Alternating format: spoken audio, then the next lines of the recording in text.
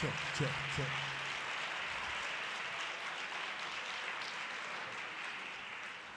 Good evening, everybody. Let's try that again. You may be seated. Good evening, everybody. All right. All right.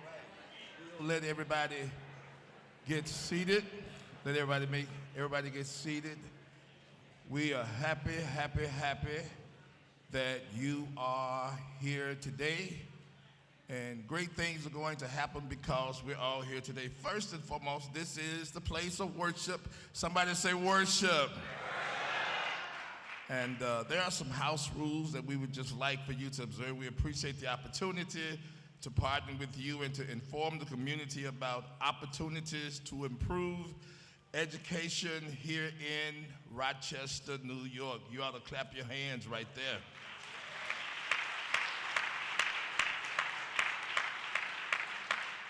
So we're asking our guests to just follow guidelines. Everyone is to be seated. There is room for every person to be seated. We're asking nobody's standing. Everyone, please be seated and follow the instructions of the ushers. They are trained to assure the safety and enjoyment here for everyone. And then, of course, because it's the house of God, no eating. No eating. If you have a bottled water, that's fine. Just make sure you take your bottle with you when this is over. Amen. Blessings to you. We're happy again that you're here. This is a great moment in the life of Rochester. It's a great moment for each and every one of us, and we continue this program. Now, I don't think we ought to do anything without prayer. So I don't think we ought to do anything without prayer. So as we continue to take our seats, and every person is seated except media and ushers, the only person standing should be ushers and media. Amen. All right, so let us pray. Father, we thank you for this opportunity. Everyone who is supposed to be here is here today, and for that we're thankful. Father, we thank you for an opportunity to be better, an opportunity to be wiser, and an opportunity to be stronger. We thank you for our guests. We thank you for Brother Paul Miller, who has called and summoned all of us together. We thank you for Brother Ben Crump, who has come to speak to us, and then all of the persons who will share on this panel. We pray for their wisdom and for their knowledge and for the acceptance. And then, God, as we are all here together, we need your presence, we need your protection, and we need your power. We ask these blessings in Jesus' name. Let us say amen. Amen. Amen. Let's put our hands together for Brother Paul Miller.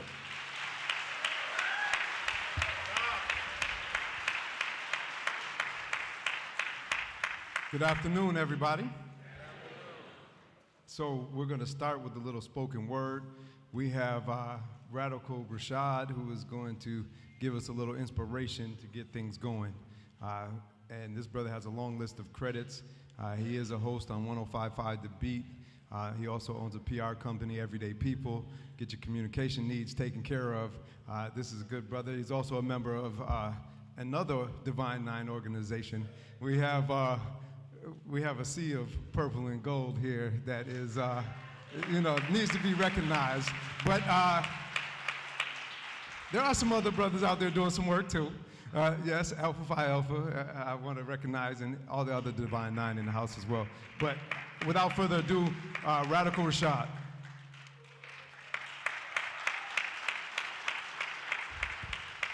Good afternoon, everyone.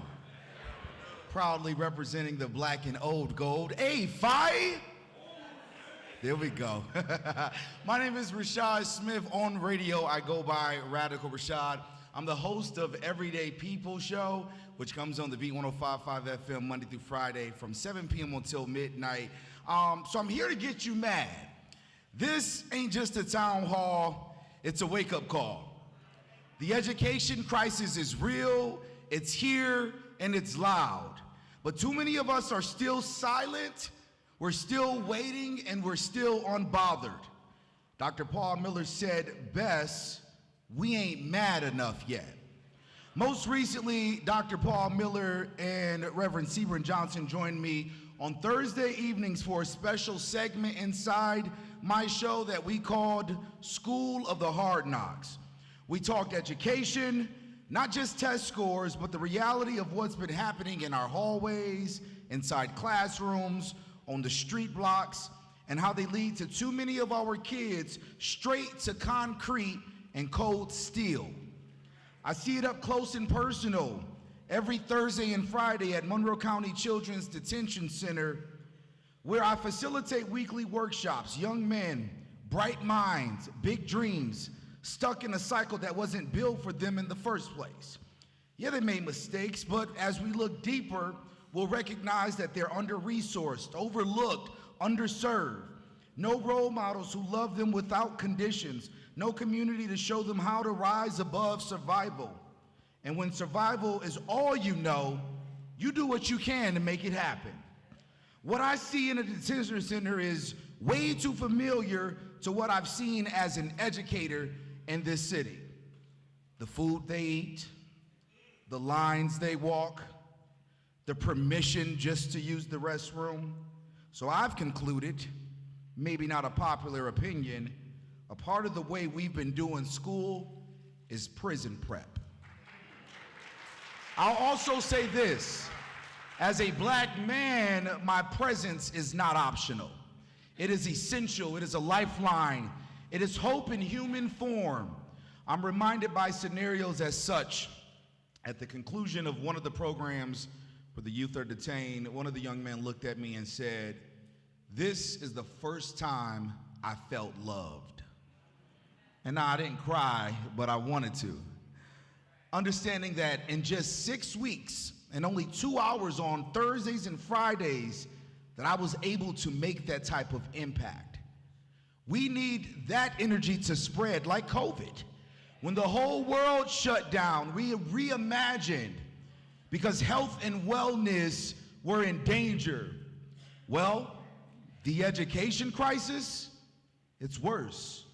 It's robbing futures and killing dreams of young people who lack resources simply because of their zip code.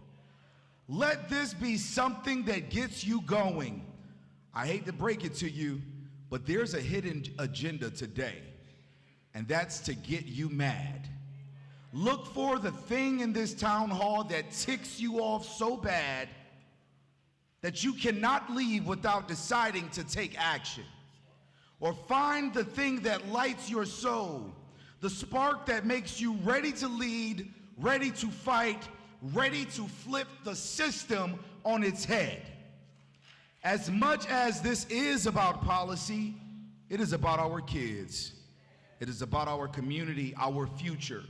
And if we don't get mad enough to speak up and take action, we'll be stuck in the same epidemic, the same crisis, watching the same cycles repeat, and we'll still be asking the same questions 10 years from now.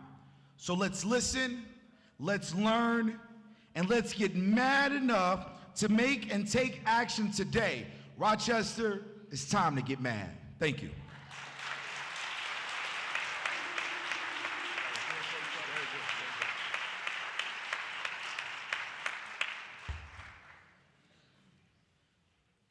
Thank you very much. And I hope people are going to get mad enough to do something and be willing to do whatever it takes to be part of the change. And change usually is uncomfortable for people. So it's okay to be uncomfortable. You got to get comfortable being uncomfortable if we want some change, y'all. And so I'd like to talk to y'all for a quick minute before I introduce Brother Crump here.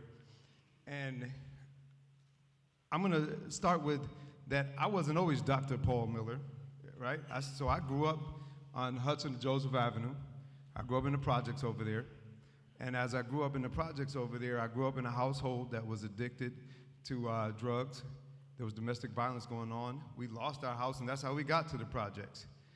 So for me, what really changed my life was education. So education changed my life. So that's why I'm so passionate about it, and that's why I believe in it, and that's why I got to give back, because education helped me to be able to sit here in front of you right now. And so what would I be if I didn't try to make sure? So there's some other young brothers walked in. I think the Talented 10th, it's a group with Dr. Rita Gaither that walked in. And she brought all those brothers here today. And it was great to see them come in and shake hands with Brother Crump and be able to take a few photos, but also see that they're here because they're the next generation that we need to be part of this change. And so we need to be educating them and educating them properly. And we need to make sure that they're not succumb to the systems that are out there, because I could have easily fell victim to what's out there, as many of us are connected to people that have. So we need to be that change, and it starts with the folks here that are in this room. So I got a little quick story. So just to give you a little background, when I left Rochester, I left about 13, 14 years ago, and I lived in Albany for 11 years. And when I moved to Albany, I was running an all-boys school, 97% black and brown young men, in about 90% poverty. So very similar demographics to what we deal with in Rochester. And so in that, we averaged a 95% graduation rate, 100% acceptance to college, and upwards of $25 million in scholarship money for these brothers. Thank you. So we build systems that work. And even though we built systems that work, we still had so many challenges. I had a young man, his name was Usai Brigman. Notice I said his name was Usai Brigman. And I'm speaking of him in the past tense. So Usai, he was a young man who was in AP courses, super intelligent. But he was also like a silent assassin. Like, he was quiet, and he was one of them kids that nobody bothered. You never really knew why, but you just didn't bother him. He just kind of stuck to himself. He was quiet. He did what he's supposed to do. Never gave anybody too many problems. But with all that being said, he did his work. He handled his business. He got to the point where he had scholarship offers. He had the ability to go to college and beyond. Even though we supported him, we helped him get through, the street still got to him. So he felt it necessary that he needed to find a different way out, and he didn't take the route of the path of college and the other things that were presented to him. And with that path that he took, he decided that this was the best route, which I don't agree with, but it was the best route to be able to support his family and to make money and to do what he felt he needed to do to survive. So he got into the drug game.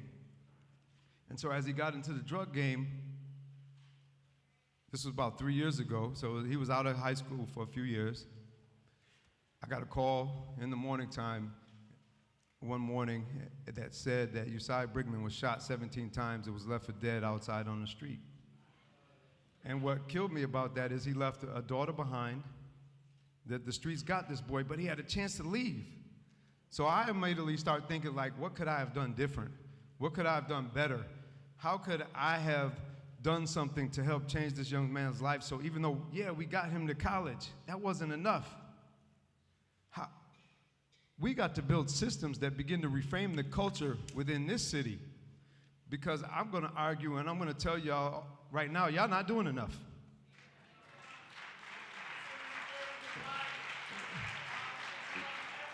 We're not doing enough. We're not doing enough.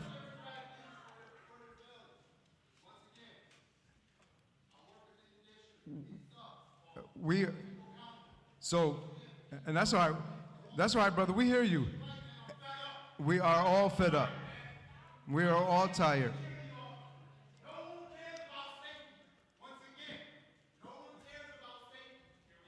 And so, no, it's all good. So,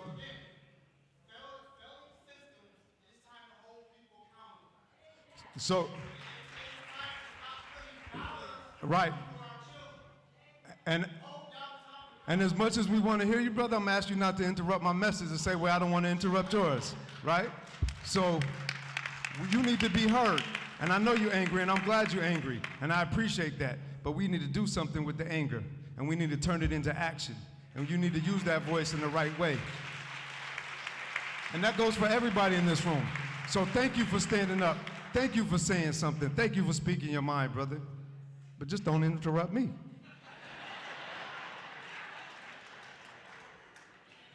So, as we continue, we need to reframe this in this city, and a culture that dismisses the street because they have so much going. We want our kids to know that they have so much going for their own lives that they don't want that street culture. And see, Usai didn't believe enough that that was going to take him out of it. And he thought the streets was the answer, but we got to help build that. And it starts with the education. That's kind of why we put this together. So we need to start hearing each other's voices. We need to start doing something about it.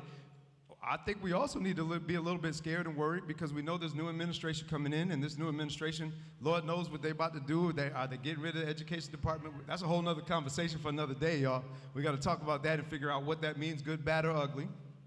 But we have a crisis right now that enough folks aren't mad about or talking about because currently Rochester is 646 out of 646 in New York State. If you think about that, let us sit in for a minute, because the reason why that is so is because we got kids who are proficient in math at about 14%. So that means 86% are not proficient. 7% proficient in reading and writing. That means what? For all my scholars out there, 93% are not proficient. And I think I reversed it, so math is the lower one and reading is the higher one. So, however, what I'm saying to you is, that is a problem. Good Lord, that's a problem. When 60% of the adults in this city, if I had to say, and not calling anybody out, but if I split the room, not in half, but I split it from here, 60% of y'all are at a 4th grade reading level. And that's not personal, but it's personal. Because we got to do something about it, y'all. The way our current education system is set up is failing. Rochester was developed and has developed a cultural institution which many of our residents have been socialized to believe in the way that we were doing things is the only option. So many of y'all believe that there's only one way, and the way we're doing has been the way, and we're going to keep doing it because y'all ain't doing nothing different yet. So I'm going to argue that that system, as we know, has so many good, hardworking people that can't get results because of the adult politics and the bureaucracy that's in the system. So we need to address and discuss how we change that from policy, legal perspective, but also from a personal perspective. Because the one thing that y'all could do when y'all walk out of here is y'all could change yourselves. You could change yourself in what you do and how you handle it. So personally, be willing to change your mindset, participate in breaking down the current culture of institution for change, but also be open to alternative solutions and solutions that are currently working. So some people may agree or disagree.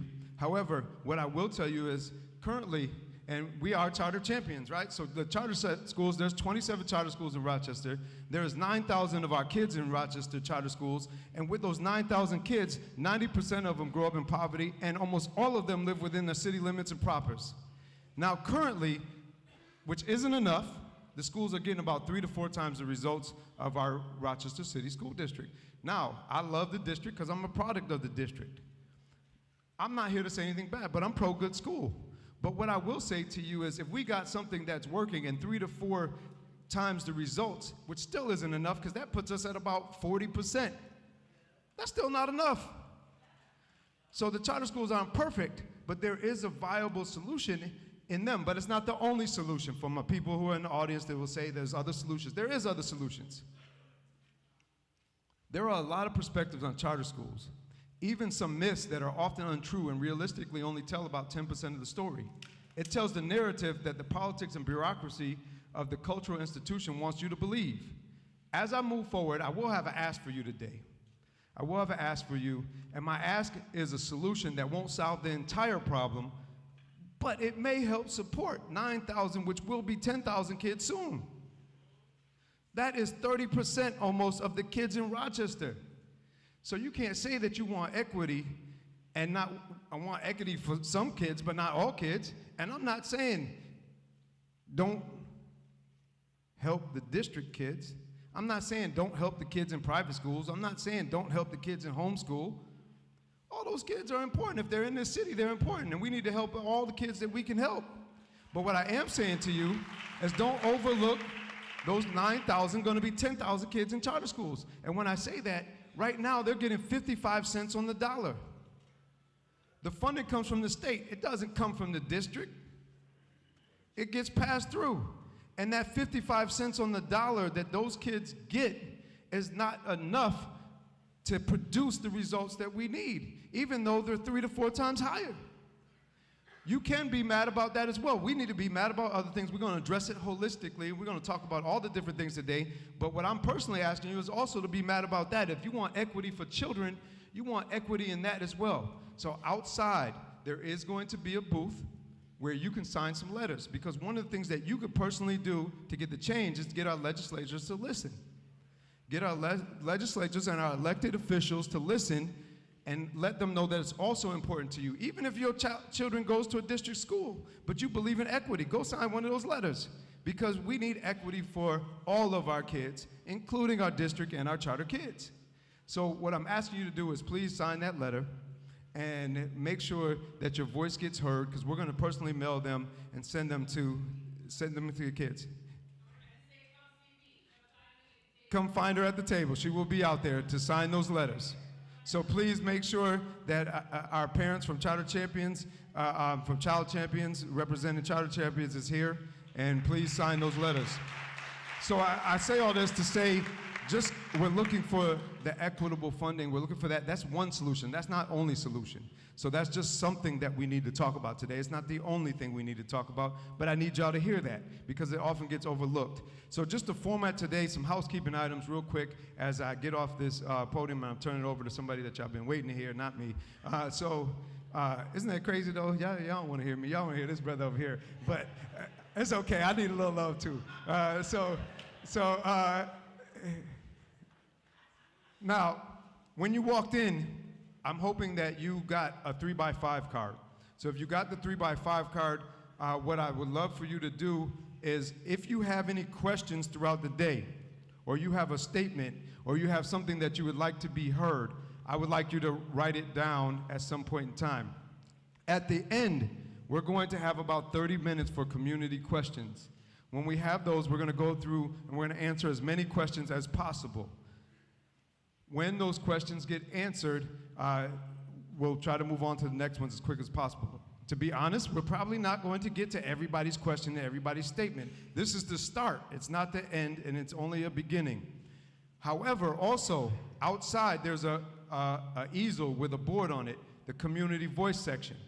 There's some other 3x5 cards there that are sticky.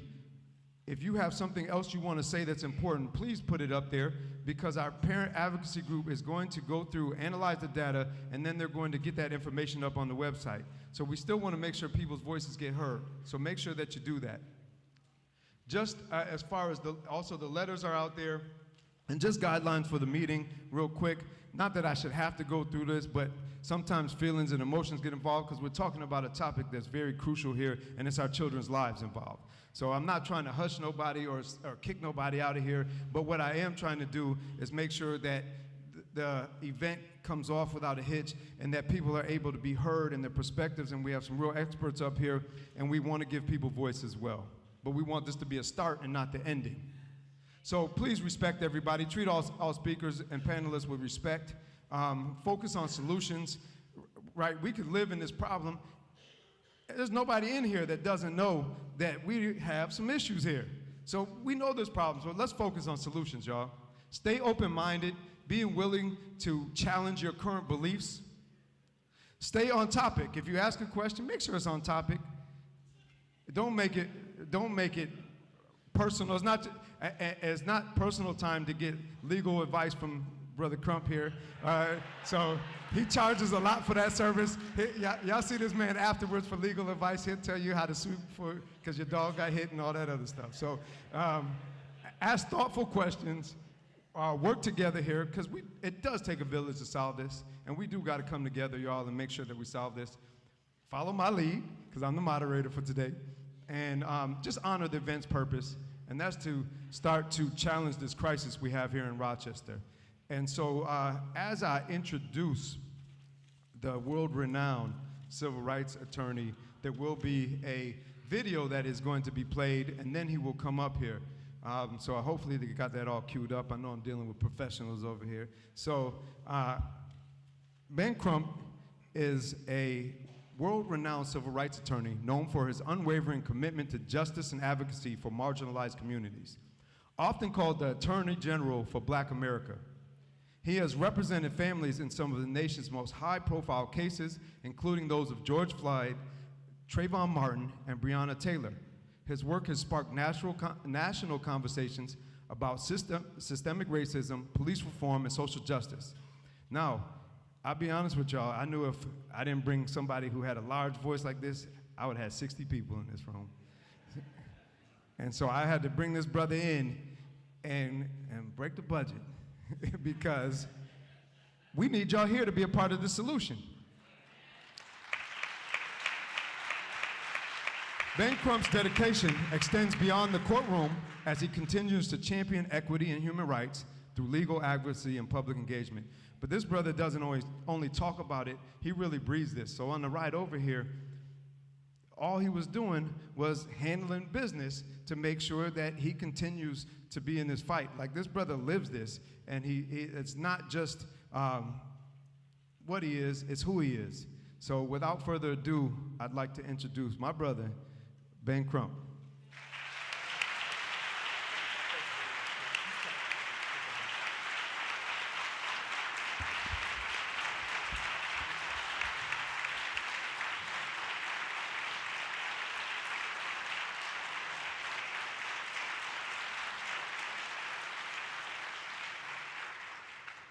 Thank you. Now we need everybody. You got to turn this mic up for our speaker. Got to turn this mic up for our speaker. Now we need every person who is not security to be seated. Every person who's not other than ushers and security. Everyone else has to be seated. Now let's give the video a hand. After the video, we're going to give Mr. Ben Crump a hand, and then he's going to come. The video is coming now. Murdered by Minneapolis police officer. His name is George Terry Floyd. A familiar name is representing the family. Renowned civil rights attorney Ben Crump. America is a capitalistic society. The one thing that America understands is money. If you can make them pay higher values, they will start killing black people. It would be an impediment. Mama, we out here on John's farm because we fighting for the black farmers. Were you taught how to use the products from Monsanto? No. People seek me out because they want somebody they feel they can trust. It's not just fighting racism and discrimination in these police shooting cases. It's fighting racism and discrimination wherever it rears its ugly head. You gotta try to not just be a spectator on the sideline. Get into the arena and do so. I have been given influence for a reason. And shame on me if I don't use that influence.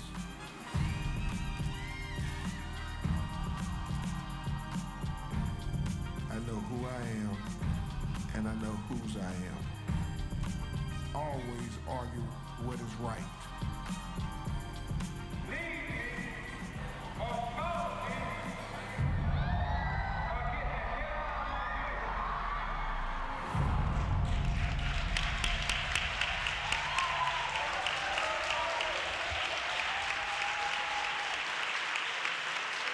Thanks for watching.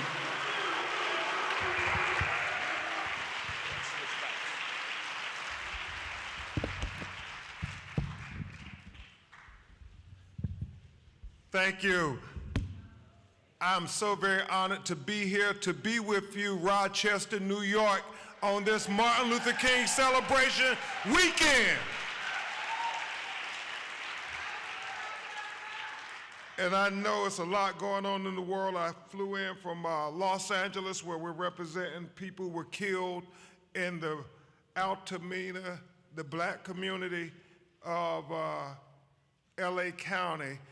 And we're fighting to make sure that the black community isn't swept under the rug while they talk about the more affluent communities of Palisades.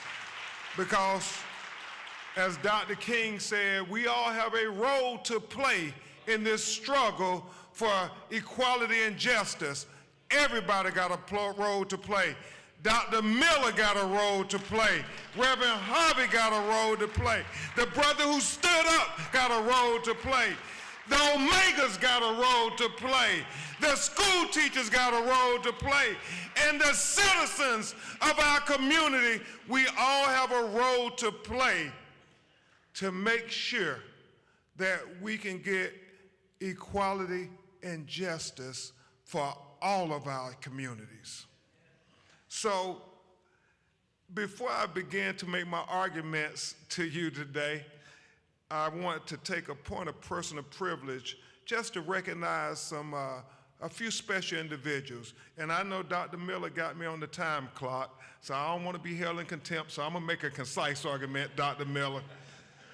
I first want to recognize my investigator / security guard, Arthur Reed, who did not think it robbery for us to get up at 5 in the morning. We left Los Angeles, Houston, then was in Chicago speaking yesterday, and we got up at 5 in the morning to make sure we could get to O'Hare Airport because the traffic is crazy. And then we got on the tarmac in Chicago, and then the flight was delayed, but God got us here on time, so I want to thank God. And I want to thank Arthur Reed, also known as Silky Slim. Silky, raise your hand, man. Y'all give that brother a round of applause. He's always been there fighting in the community, fighting for us to make sure that our children have a better chance at life. His big thing is stopping black-on-black crime, and we thank you for that, Silky. Yeah. I would be remiss if I didn't come into this great cathedral that my fraternity brother, Reverend Harvey, has.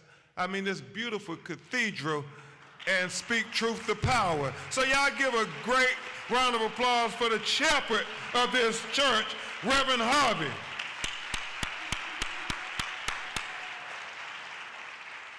And then, I am so impressed with Dr. Paul Miller, a brother who just doesn't talk the talk, but he walks the walk.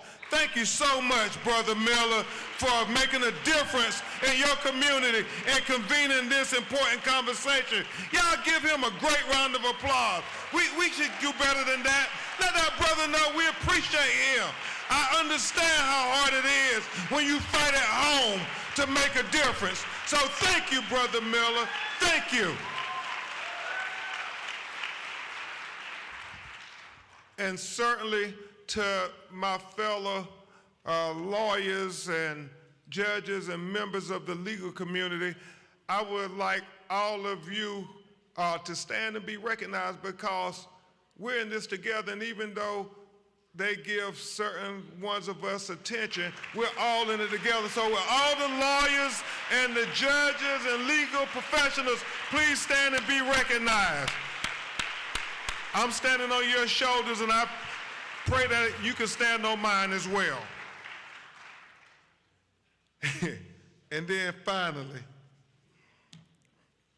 I have to recognize these individuals because they say all great men may not be members of Omega Psi Phi, but all members of Omega Psi Phi Fraternity Incorporated are great men. Will the brothers of Omega Psi Phi Fraternity please stand and be recognized? The greatest fraternity on planet Earth.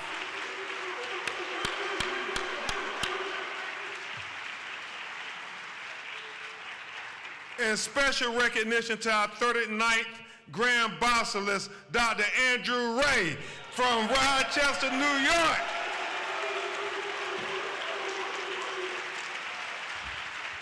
Thank you very much, Dr. Ray. So I done killed about 5 minutes of my time. I got 20 minutes. I got it, Dr. Miller. I got it. So if it may please this court, I stand here to make the argument in 20 minutes that if we follow the Martin Luther King legal advice, that we can give our children equal opportunity at achieving their American dream. If we follow the Martin Luther King legal advice, we can give all of our children here in Rochester and our children all across America, equal opportunity at achieving the American promise of life and liberty and the pursuit of happiness. You see, brothers and sisters, it's not enough for our children just to have a right to life and be free from being killed as a result of excessive force and police brutality by the very people who are supposed to protect and serve them. Yeah, it's not enough just to say my child didn't become the next George Floyd or the next Robert Brooks or the next Breonna Taylor. That's not enough, black people. It's not enough. And it's not enough for our children to have a right to liberty, to where they're not imprisoned for some trumped up felony conviction, and I do mean trumped up felony conviction or wrongful prosecution. Brothers and sisters, our children also deserve the right to the pursuit of happiness. And that's what Dr. Miller is fighting for in Rochester, in the community. So all of our children will have a right to the pursuit of happiness, that they'll have a right to have an education, that they have a right to be able to have a sustainable job that can give them a living wage, Brother Jeffries, and that they can have a right to have a home, and that can have warm water and food on the table, and be able to pass on generational wealth to our black children for the next generation. That's what we're fighting for. That's why education is so important.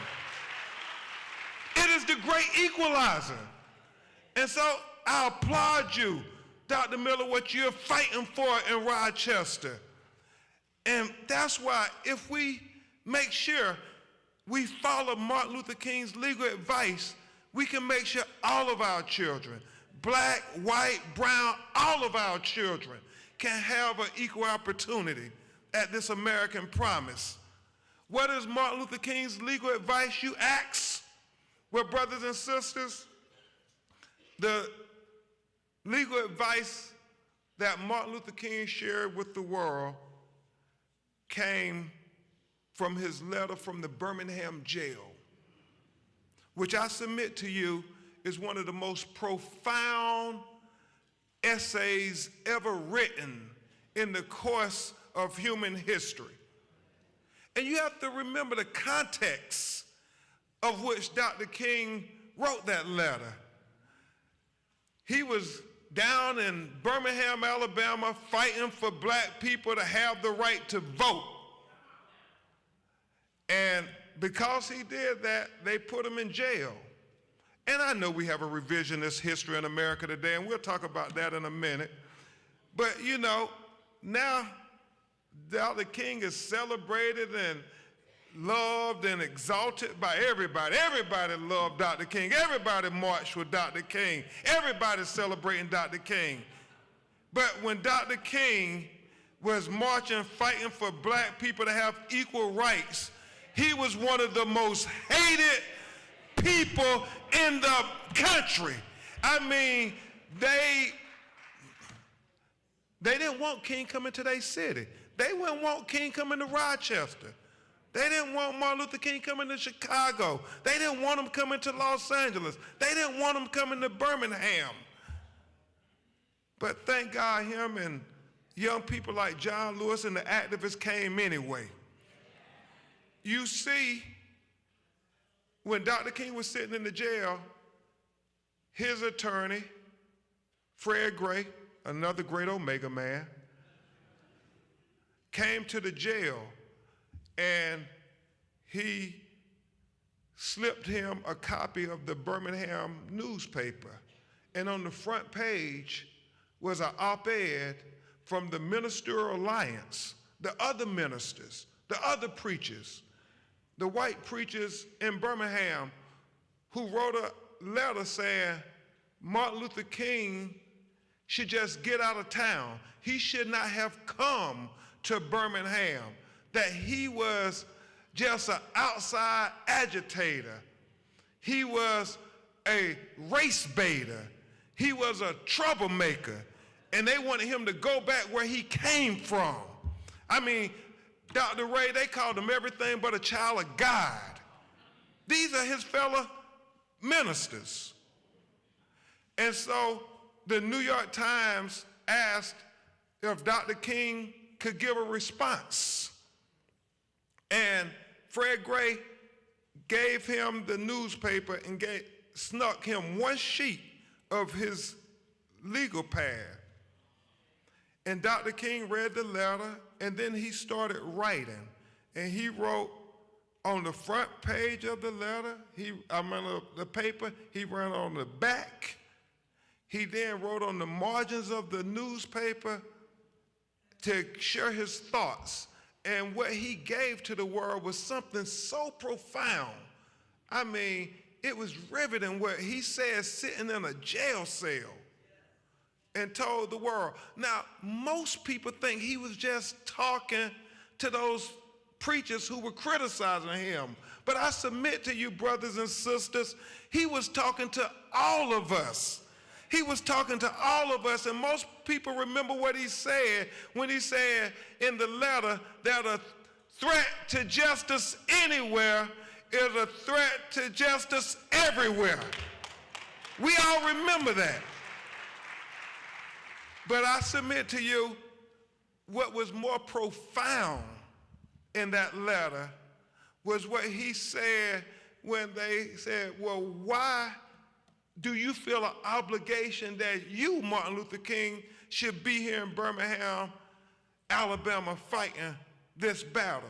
And what Dr. King said in that letter, he said, we as moral people have a moral obligation to oppose injustice when we see it. He said, you can't call yourself a good person when you see injustice. You just look the other way and say it's not affecting me and my family. He said, you can't call yourself a good person when you see evil and you just look the other way and keep having your dinner. No, Dr. King said, when you see evil, when you see injustice, if you're a good person, you have an obligation to do something. You have to stand up. You have to say something. You have to be heard.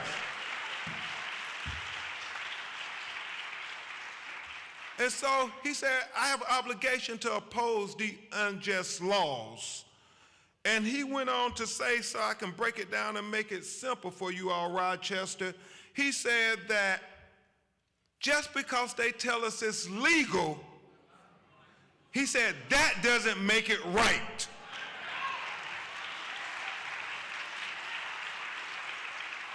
Dr. King said in the letter from the Birmingham jail, we must remember that everything Hitler did to the Jews in Germany, they said was legal. But he said that didn't make it right. He said, brothers and sisters, we must remember that they said slavery was legal. But he said that didn't make it right. He said, brothers and sisters, we must remember that they said segregation was legal. But he said that didn't make it right. He said we must remember everything they did to that little boy named Emmett Till in Money, Mississippi, they tried to tell us that it was legal. But we must all in unison say, but that don't make it right.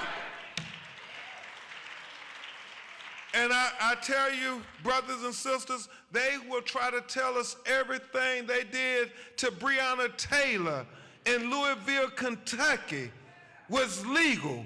And we all have to say what they did to that black queen was not legal. And when they tell us that, that doesn't make it right. They're going to try to tell us what they did to Tyree Nichols, who was beat to death in Memphis, Tennessee, was legal, but we all have to stand up and say, but that doesn't make it right. And they're going to tell you all in Rochester, New York, what they did to Robert Brooks was legal. But you all have to stand up and say, but that don't make it right.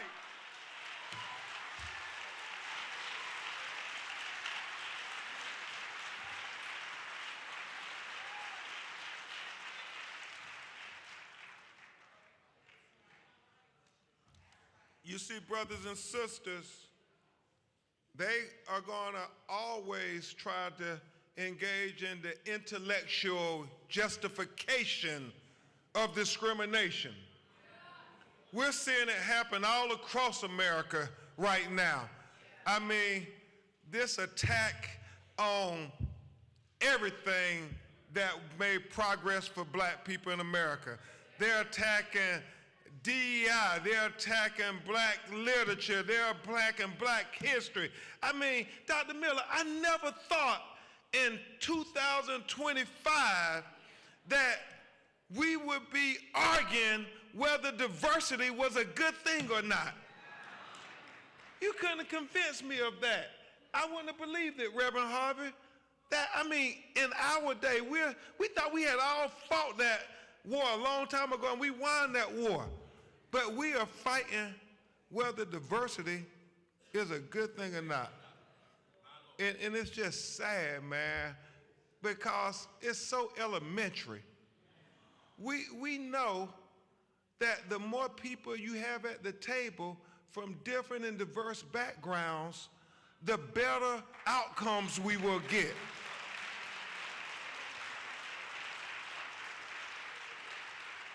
My 12-year-old little daughter, she understands that. Her name Brooklyn. She understands that 2 hairs are better than 1, 4 hairs better than 2, 8 better than 4, so on and so forth. We need everybody to have a seat at the table. And that way we can make America be what she ought to be. It reminds me, Brother Jeffries, of what Reverend Jesse Jackson said once. He said that, you know, before Jackie Robinson broke the color barrier and integrated Major League Baseball, that the argument was, well, if we let blacks and Hispanics play Major League Baseball, then they would bring down the quality of the game. Well, Jesse Jackson said, the truth of the matter was, we didn't know how good baseball could be until we let everybody play the game. We got to let everybody play the game. We got to let the black children play the game, red children. We got to let them know just how good we can be. That's what it's all about, them trying.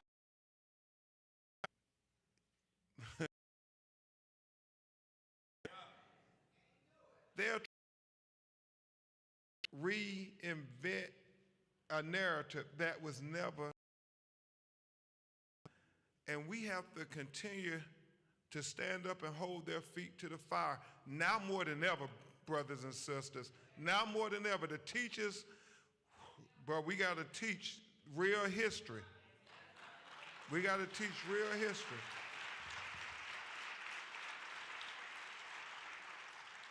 Because what we must remember is those who don't intend on teaching history intend on repeating history. Y'all will get that when you're leaving. We got to make sure. You see, Carter G. Woodson, another great Omega man, the father of black history, said that if a race has no history, if a race has no values or traditions that are important enough to teach the younger generation and the children, then that race will become a negligible thought in the mind of the world and thus become endangered from being exterminated from the face of the earth.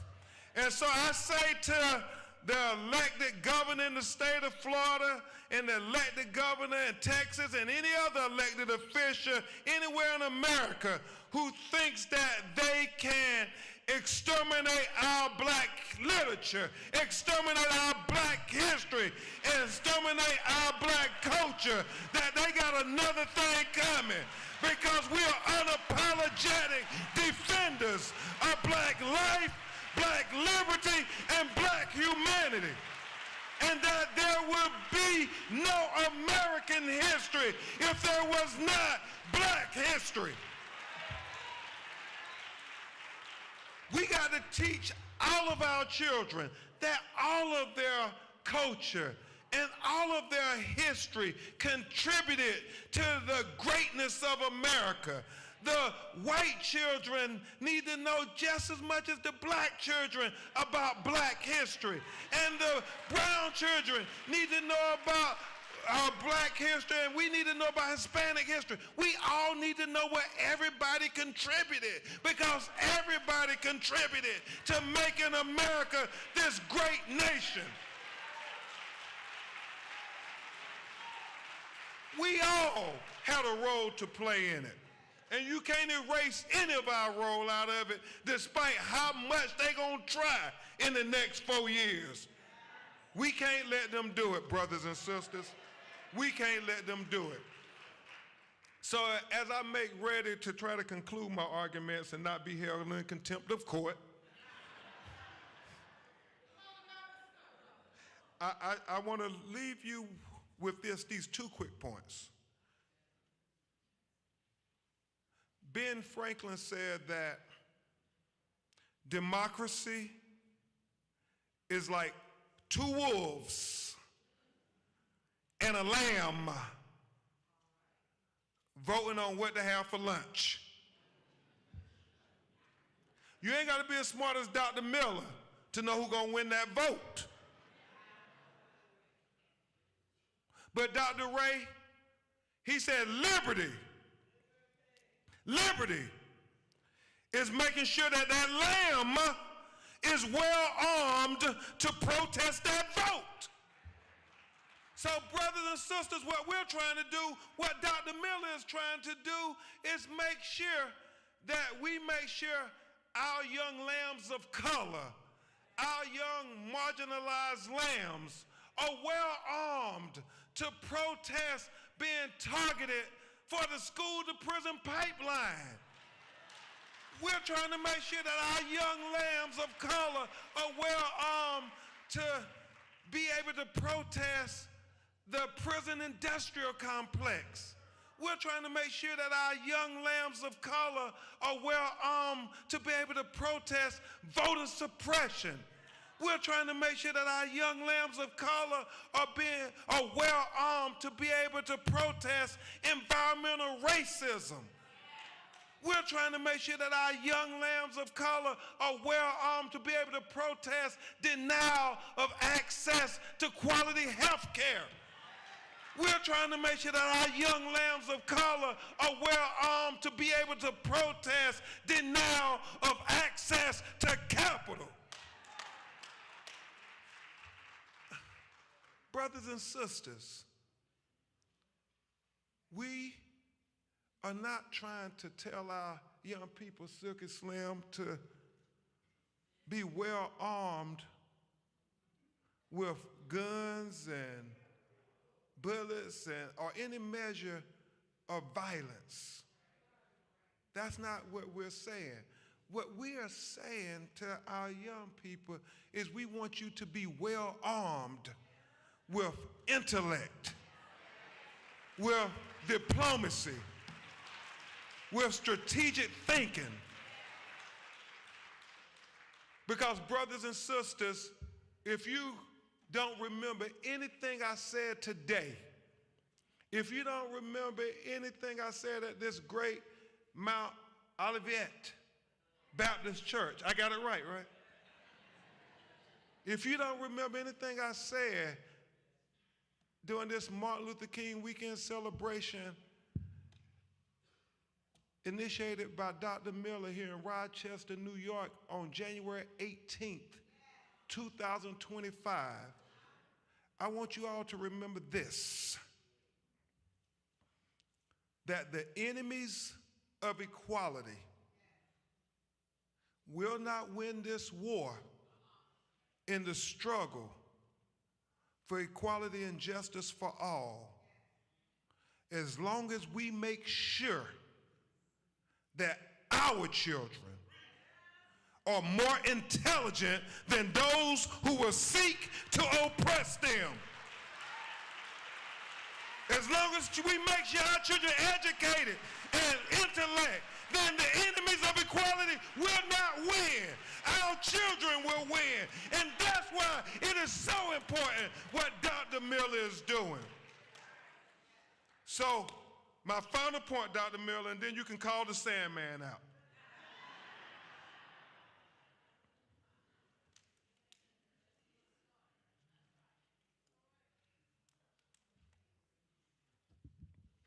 My personal hero is Thurgood Marshall.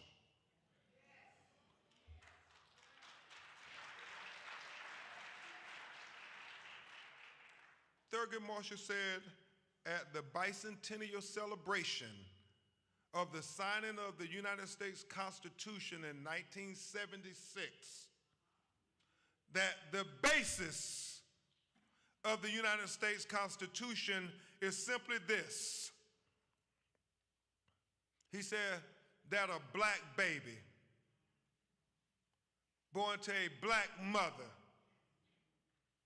the most uneducated black mother, the most inarticulate black mother, the most impoverished black mother has the same exact rights as a white baby born to a white mother, the most educated white mother, the most articulate white mother, the most affluent white mother, just by virtue of that baby drawing his first breath as an American citizen.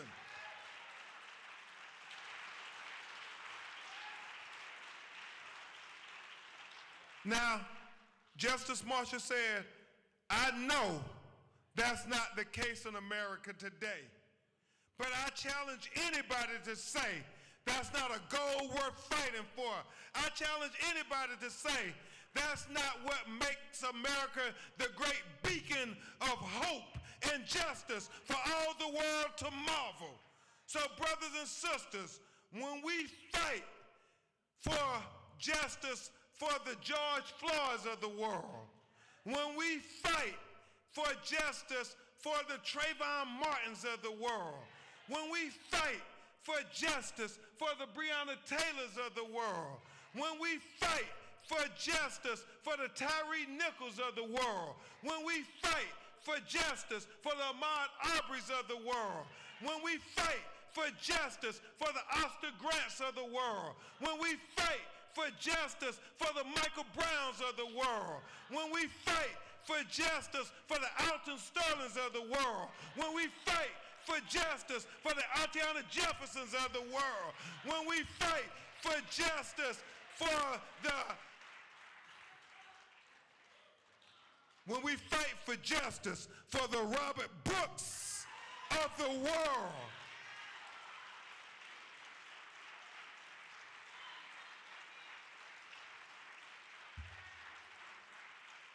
And when we fight for justice, Rev, when we fight for justice for what my grandmother would often say using the biblical reference, when we fight for justice for the least of these, then we help America live up to its creed. We help America be the great beacon of hope and justice for all the world to marvel. But what we really do, brothers and sisters, when we fight for justice for the least of these, we help America be America for all Americans. And we give all of our children an equal opportunity at the American dream. We give all of our children an equal opportunity at the American promise of life, liberty, and the pursuit of happiness. We can do it, brothers and sisters. We have to be willing to stand up for our children's future. We have to be willing to speak up for our children's future. And we have to be willing to fight for our children's future.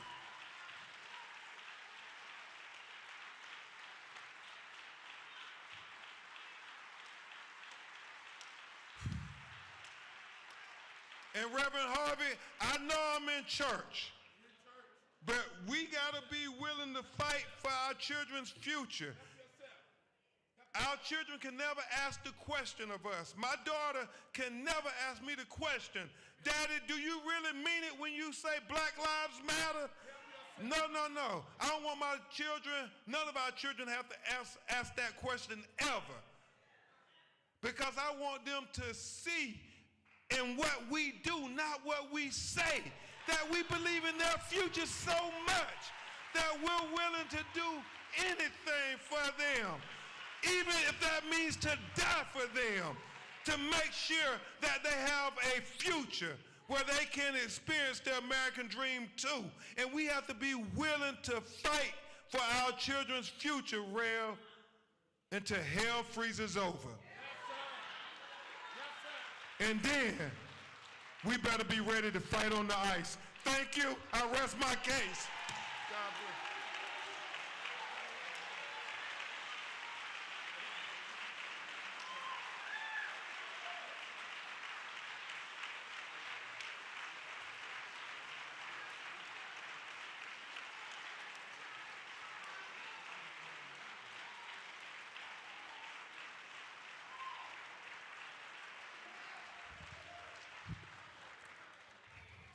Listen, listen, listen.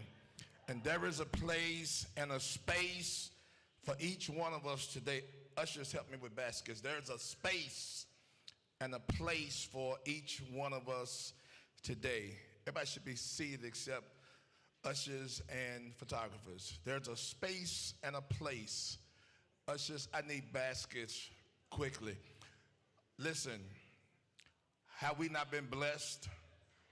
Are we encouraged? Are we grateful? Don't we appreciate the opportunity that we just received and that we're enjoying right now? Ushers, come right quick, come right quick. This is what we need to do in order to make these things happen in the city of Rochester. They don't just happen. I need you to repeat that out to me. They don't just happen. They don't just happen. They don't just happen. They don't just happen. It takes a lot of money. It takes a lot of fighting. It takes a lot of struggling. And it takes you to help Mr. Miller and to help the education system and to help all of us, to help the parents to be successful. This message was great. Hello, somebody. This message was great, but now you can participate as well. You can participate and make this happen even more here in Mount Olivet. I'm going to ask every person who possibly can. I mean, the expenses are phenomenal, but the results are phenomenal as well. I'm going to ask I'm going to ask every person who can, if you can give a $25 minimum gift. A $25 minimum gift. A $25 minimum gift. I'm going to ask you to get it in your hand right quick. Right quick. Right quick. Right quick. Get a gift in your hand. Not only is Mr. Miller giving, not only is Mr. Crump giving and sharing, but you're giving and sharing as well. And you're making it possible. You're making it, hold on, just hold on, I got you. All right? Now, I'm going to ask you to follow the instructions of the ushers, and these are they. You're going to stand on my right, and you're going to stand on my left, and you're going to face the inside, and you're going to bring your gift real quick so we can get back to our seat and continue. So when I ask you to stand, please stand on my right. Everybody stand. Everybody on my left, please stand. Everybody on my left, please stand. Everybody on my left, please stand. Listen, I gave it. Please show the Cash App. Please show the Cash App. All right. All right. All right. Yeah. Because we want to make this happen.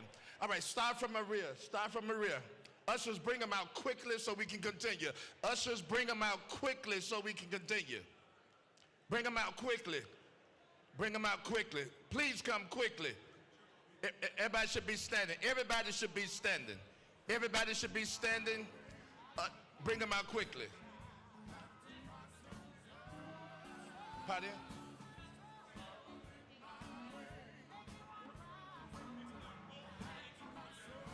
So what? Everybody mobile, bring, yeah, just come on, come on, come on, come on. We good.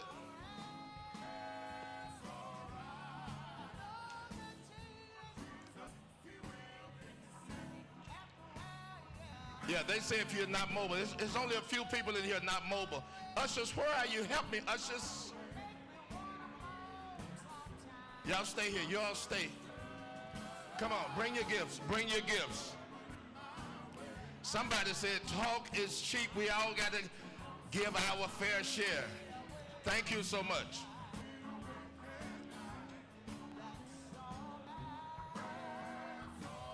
Just hold up. Thank you so much. Thank you so much. Thank you so much. Y'all stay put. Y'all stay put. Stay put in the center aisles. Stay put. Hey, Doc. Ushers, I need your help.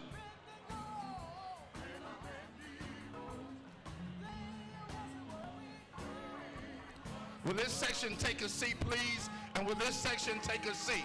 Will y'all take a seat for me? Will y'all take a seat for me? Take a seat for me. Will this section take a seat for me? Will y'all take a seat? Will y'all take a seat, please? Take a seat. Take a seat. Thank you. Will y'all take a seat, please? Everybody, take a seat. Take a seat. Thank you so much. Thank you so much. Thank you so much.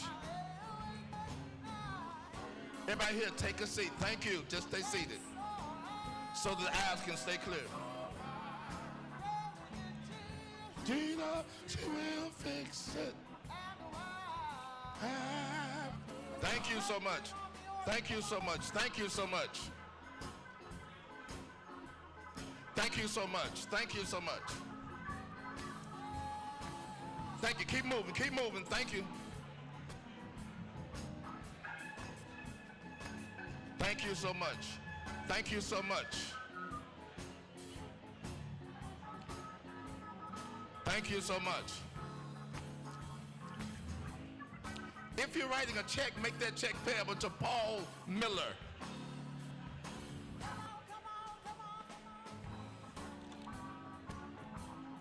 Thank you.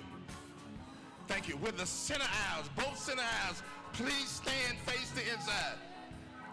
Both aisles. Come on. Thank you so much. Center aisles, please stand. Come on, ushers, bring them out. Bring them out from the rear. Bring your gifts. Come on. Thank you. Come on. Come on.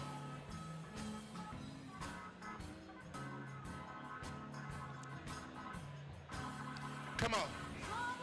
Come Come on, thank you. Thank you. Cried sometime Thank you so much. in my way. Thank you so much. Thank you so much.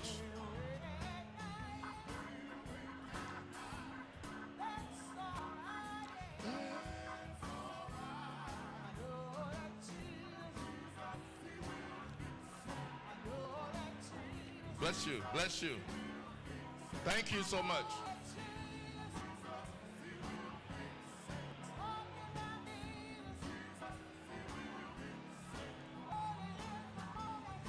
Thank you so much. Thank you so much. Thank you so much. Thank you so much.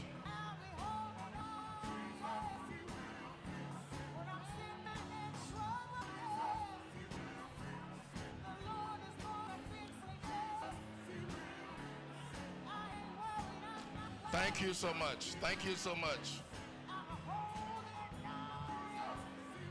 Thank you so much. Thank you so much. Thank you so much. All right. Thank you so much. Thank you so much. Thank you so much. Thank you so much. Thank you so much. Thank you so much. Thank you so much.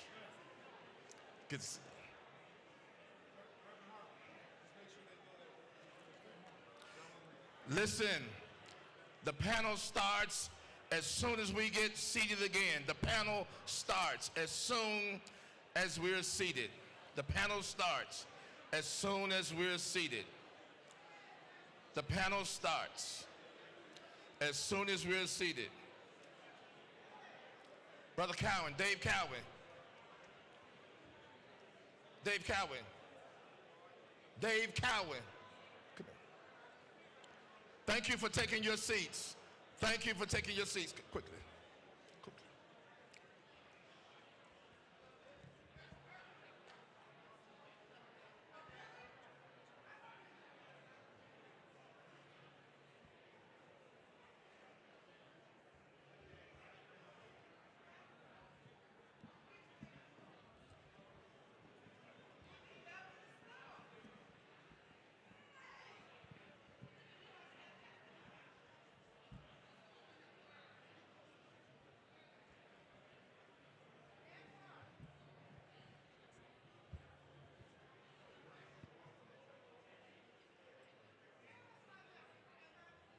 Thank you so much.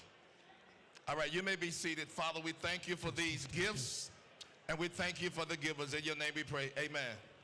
All right, let's get seated. Let's get seated. All right, where's security? Thank you so much. Thank you so much. All right, our panel begins now. Security, if anyone is not seated or in the aisles, please remove them from the aisle. Nobody is to be in the aisle, and nobody is to be standing except ushers and security and photographers, okay? Y'all clap your hands. Let's get started again. Thank you, Reverend Harvey. So thank you to everybody for your generous donations. This is Charter Champions is a nonprofit organization that supports the 27 charter schools. We're trying to put more educators of color back in the schools. We're also trying to advocate and with our advocacy group for equitable funding and some other things as well. So these will go towards Charter Champions, but also we're sharing to support the house here because guess what? They have allowed us to use this beautiful venue and church service, and there's bills here. And so this will go towards the helping to continue to support Mount Olivet as well. Thank you for the donations that you guys are making. Much appreciated. We're going to try to stay as much as we can on schedule. You know, just like church, we may run a few minutes over, but we're going to do our best because, you know, Brother Harvey was in the spirit. So we have introduced Brother Crump already. So I'm going to ask him to, if he can, to just come and take his seat as I introduce the three other panelists. The first person I'd like to introduce is Adrian Hale. He is a dedicated public servant and advocate for educational equity, serving as a New York State Regent representing Rochester, New York. He's a Rochester native. He brings a deep understanding of the challenges facing local communities and works to ensure state policies, supports all students, particularly those in underserved areas. With backgrounds in community leadership, public policy, Adrian is committed to bridging the gaps and opportunities for fostering systemic change to improve educational outcomes. Adrian Hale. Next panelist is Dr. Leslie Myers-Small, is a seasoned educational leader and advocate for equity, currently serving as the chair of the executive director of the Rochester Police Accountability Review Board. Previously, she was the superintendent of the Rochester City School District, where she worked to address systemic challenges and improve outcomes for students in one of New York's most underserved districts. With decades of experience in education and administration, Dr. Myers-Smalls is dedicated to bridging the gap between education and community safety, emphasizing the critical connection between academic success and societal well-being. Dr. Leslie Myers-Smalls.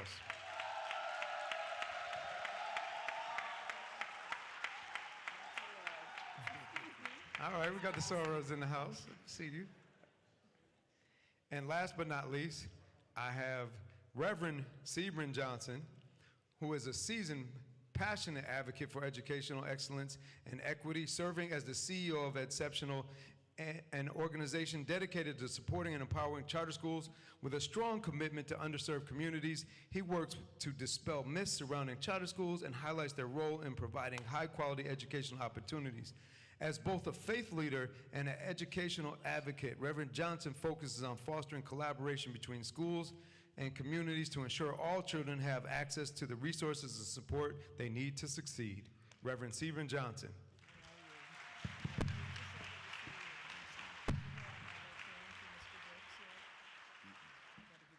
So we have questions that are designed for each panelist specifically. And I'm going to start with Brother Crump here. So this is a legal and policy navigation question. All right, so Attorney Crump, many of the inequities in education, particularly funding disparities, are protected and perpetuated by outdated laws and policies. From your perspective, what are the most significant legal barriers preventing equitable funding and resources for schools, and how can advocates like us effectively navigate and challenge these structures to bring about systemic change? Well, not knowing the particular details of Rochester, but all across America, it is this attack on poor people because they understand that if you let poor people be educated, they won't be poor much longer. And so, preach. If you can, America is a capitalistic society, and so you have to understand, unfortunately, when we get access to economic freedom, it makes all the other freedoms that much more attainable. Dr. King, we're celebrating the weekend, at the end of his life, what was he talking about? Economic freedom. Mm-hmm. Because he understood that if we had in our community a bigger tax base, then we can have better educational avenues for our children. So things don't exist in a vacuum. If you don't have good jobs, you don't have a good educated community, it makes it easier for the oppressors to marginalize you, to take away your rights to vote, to take away your rights to bring legal challenges in the court and deny access to the courts. So it all comes down to, I believe, trying to work together to give people those basic rights, like I said in the speech, life, liberty, but we often forget about the pursuit of happiness, and that is rooted in education and economics. And so that's what we got to fight. And so as our audience out here, as people who may not have the law at their fingertips, right? The same way an attorney would, what could they do as someone who is an everyday citizen to make a difference, to change some of these legal policies and some of the other things that's happening currently? It's so deep you say that, and I don't want to hog the panel, but you grew up in the projects? Yes, sir. With a single mother, I did too.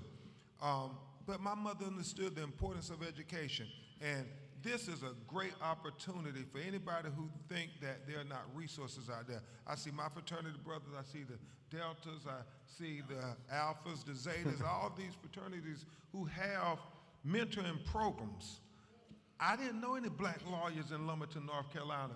The only people I knew as a lawyer was Ben Matlock. That's it. Wasn't no black lawyers.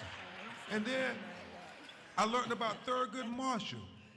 And I said, well, when I grow up, I want to be like Thurgood Marshall, and I want to go fight to help people from my community and people who look like me have an equal opportunity at the American dream. So what those parents, if they cared enough to come here, hopefully they care enough to meet somebody and establish a relationship, a network, so they can then start mentoring that child and talk about things that my mother, she cleaned hotel rooms and worked at the factory. And so it was those teachers who took me under their wings and so forth, and my grandmother, who had an 8th grade education, that said, there's more for this world than what's here in Lumberton. And I say to those parents who are fighting for their children to have a better future, you tell them there's more to your life than what they're telling you in Rochester. Because once they get to see it in their mind, then they start to believe it.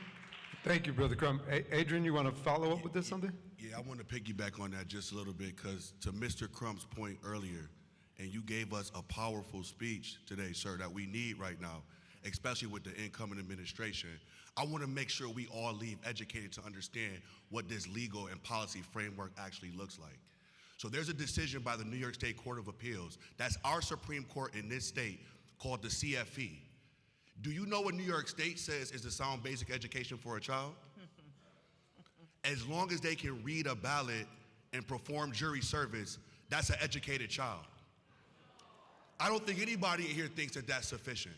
No. On top of that, that's a Painter v. New York decision from the New York State Court of Appeals that didn't do anything to change the racial segregation in our district here. And if you don't know, the most segregated district around race and social economics is between Penfield and the city of Rochester. Right. Yeah. Okay? Yeah. On top of that, you have collective bargaining agreements in every public institution in this community where unions have owned the jobs and decide who can get them, who gets promoted, who gets raises, what's accountability, what works, what doesn't work.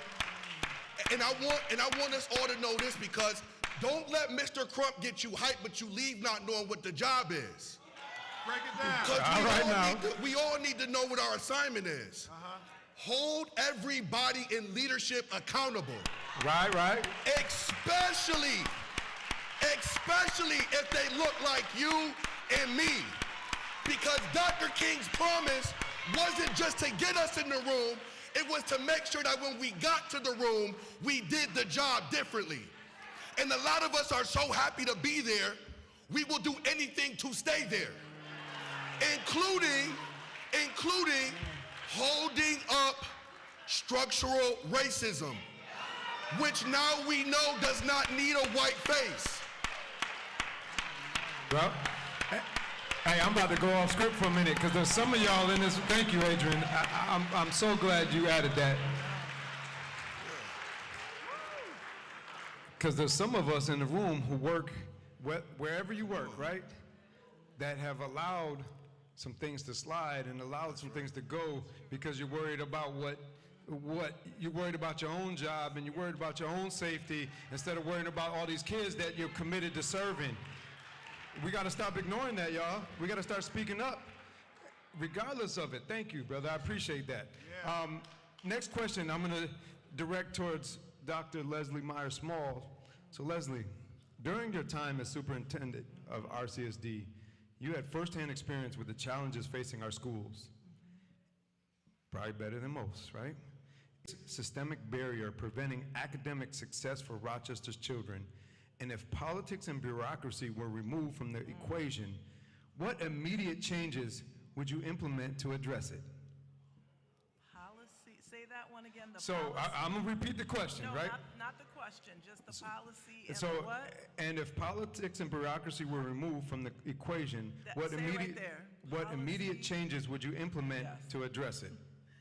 So good afternoon, everyone. It truly is a pleasure to be here.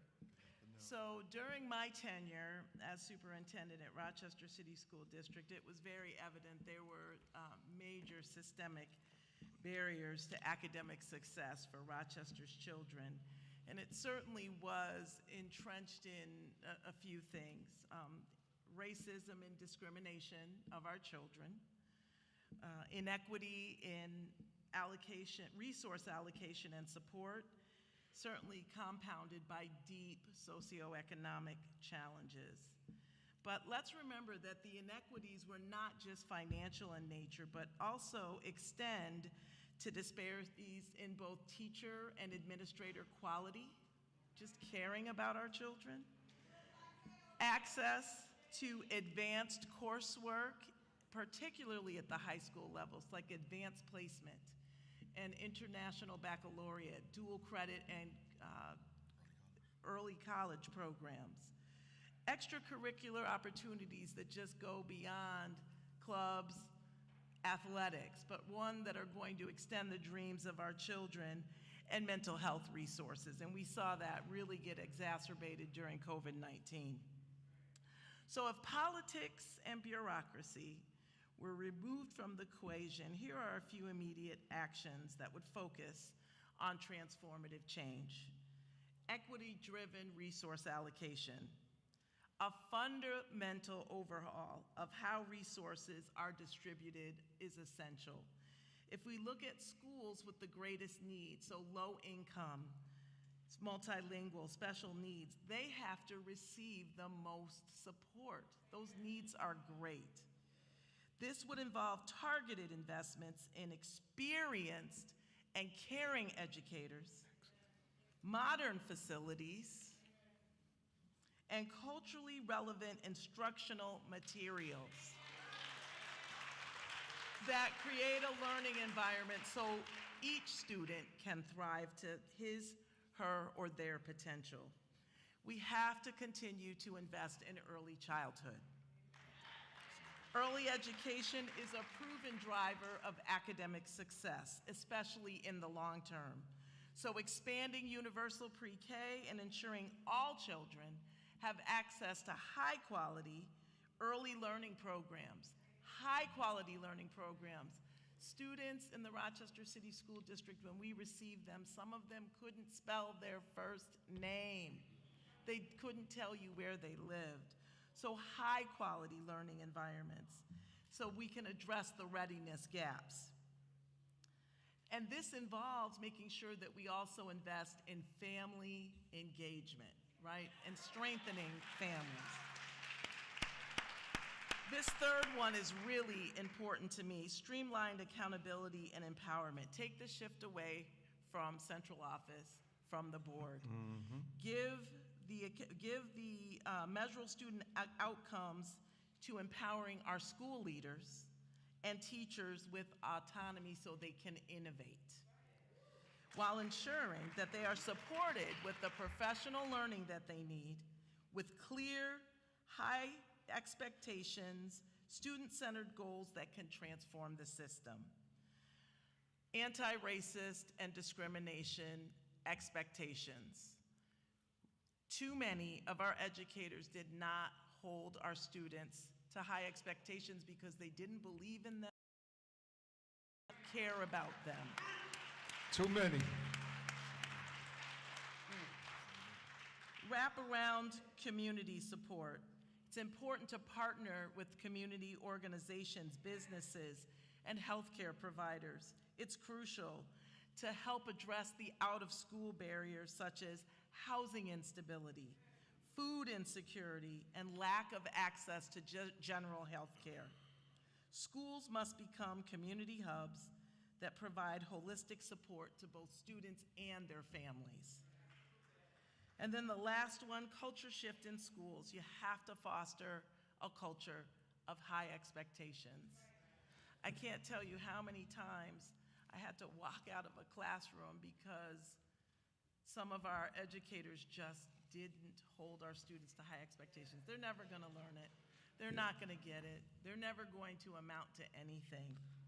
And when I was a counselor at Wilson Magnet High School, I can't tell you how many times when I said that to students, I believe in you. So they were in 10th, 11th, and 12th grade, and they said miss, because they don't call you, you know, you're by your name, but miss. That's the first time someone ever said that to me. It breaks your heart.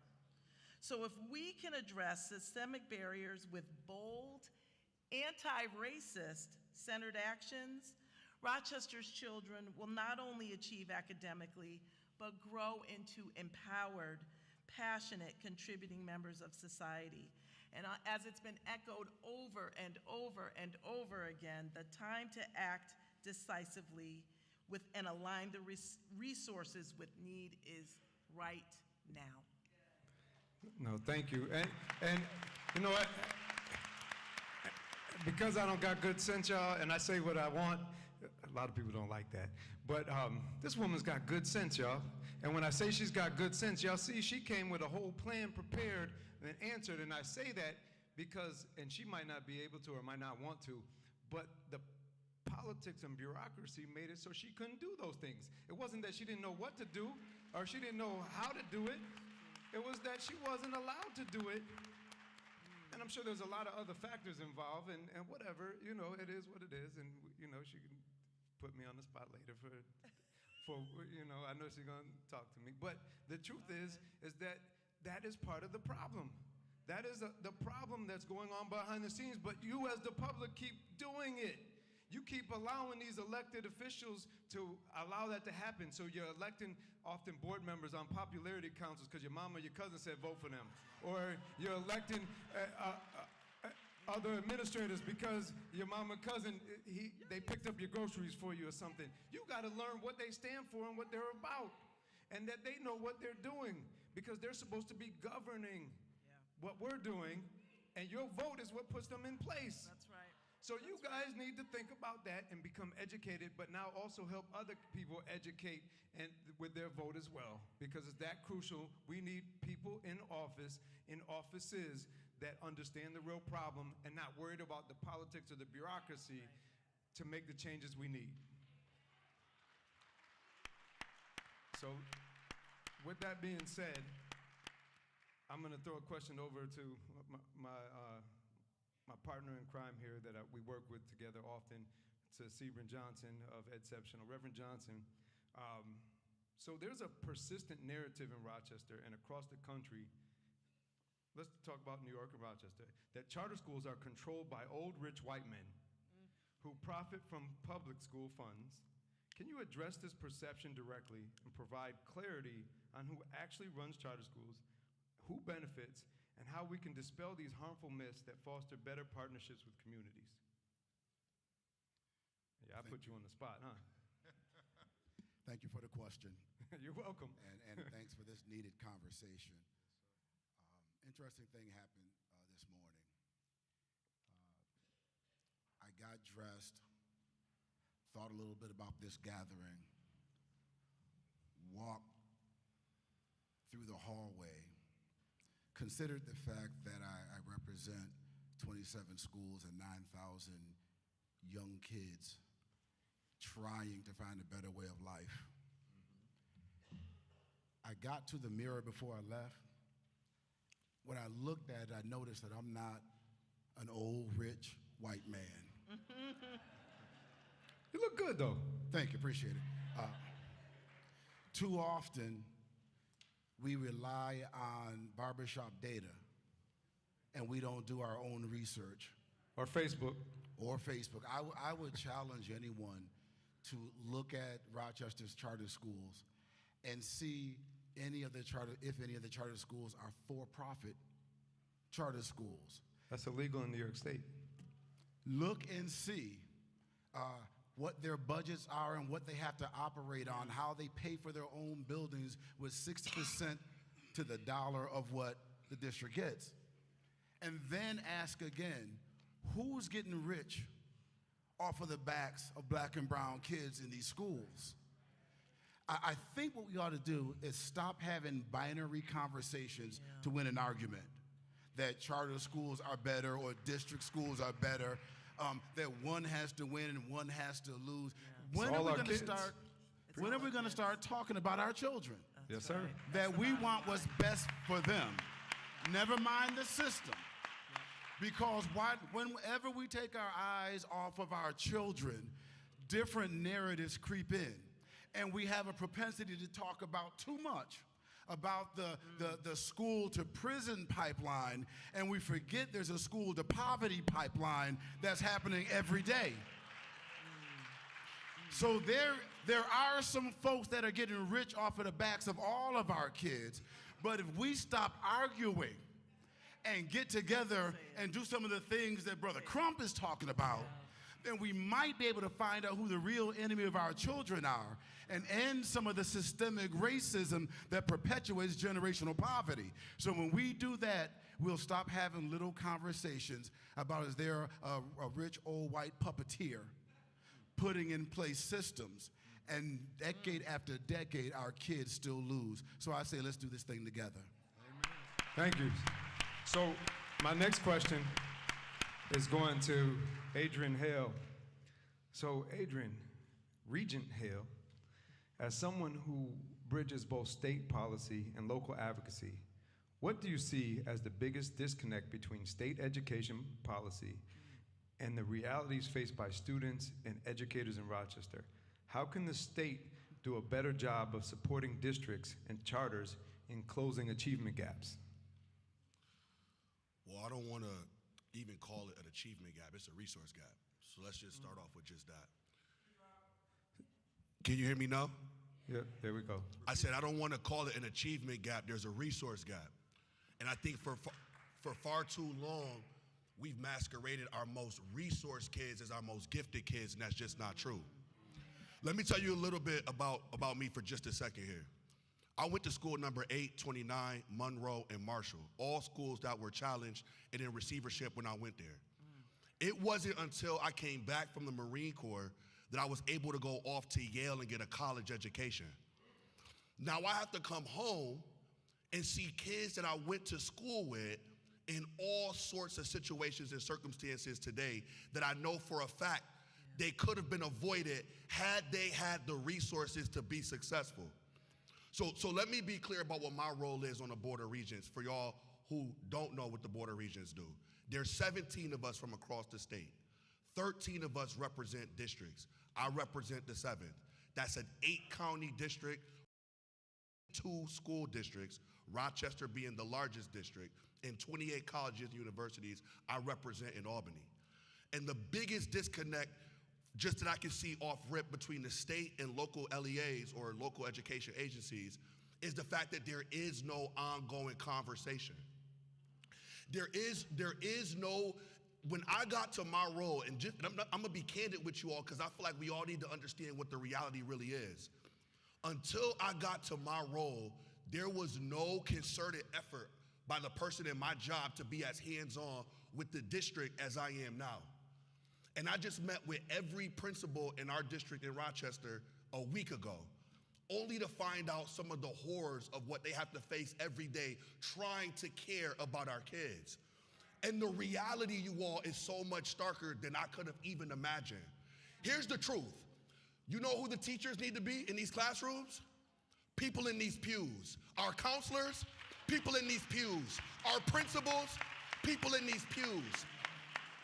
And the reality is, what we gotta wake up and understand is we live in a reality now where we know what we deserve, but the systems that are still being held in place are controlled by laws, policies, and judicial decisions from the 80s, the 70s, the 60s. And I want y'all to know something, and Mr. Crump hit this on the head, and we gotta all be ready for this. We are not a generation that can stand by and just go about our merry day. As long as I'm okay and I'm all right, that's all that matters. Because I got news for you. Your day is gonna come at some point where you have your NIGGER moment. And what you thought you had is going to be taken away from you. We live in a time right now, you all, where we see the forces that want to see us at the lowest rung in America, when the only reason this country is where it is because our ancestors bled, sweat, and died. People want to see us there in perpetuity, and Mr. Crump hit this on the head. This is why this fight is our fight in this time. If we cannot guarantee that black baby to the poorest mother, the least articulate mother, the least educated mother, there's not a hope for a gainfully employing job. There's not a hope that that baby will be an elected official who can do the assignment and extend the mission of the Dr. Kings and Frederick Douglasses and Malcolm X's and the people who got us all here. There is not a hope that things will change in a constructive way for us. And for me to be 35 years old, to have this conversation in 2025, we gotta decide when enough is enough. Do we want our grandkids and our great-grandkids to still be in these situations and circumstances or not? That's a decision we have to make up. Amen. Thank you. So, Brother Crump, you've championed civil rights causes across the country and have seen countless examples of systemic inequities. So in Rochester, we see charter schools achieving better results with fewer resources, yet they are often vilified or dismissed. How can legal advocacy and community mobilization help shift public perception and drive support for proven solutions like charter schools? It's real simple, and I know there's a lot to be said. It's real simple. File lawsuits. People got to sue. Got to. It's real simple. If our children are not getting what they are entitled to, then we have to stand up and be willing to fight Pharaoh. We'll take that. We're going to sign him up. We're going to sign you up for the lawsuit. We're going to call the firm. Hold up, just real quick. Yeah. Just real quick. We got to. Go ahead.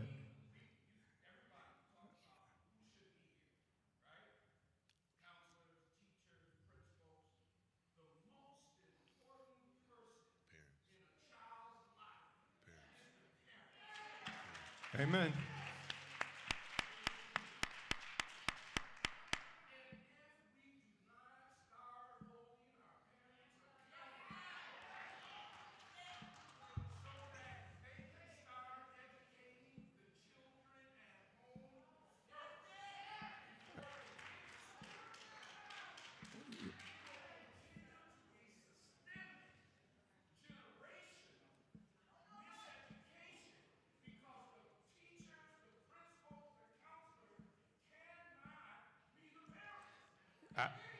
I appreciate you, and I can't, because for time, I promise, brother, because you've taken over the meeting and you've taken away from the panel.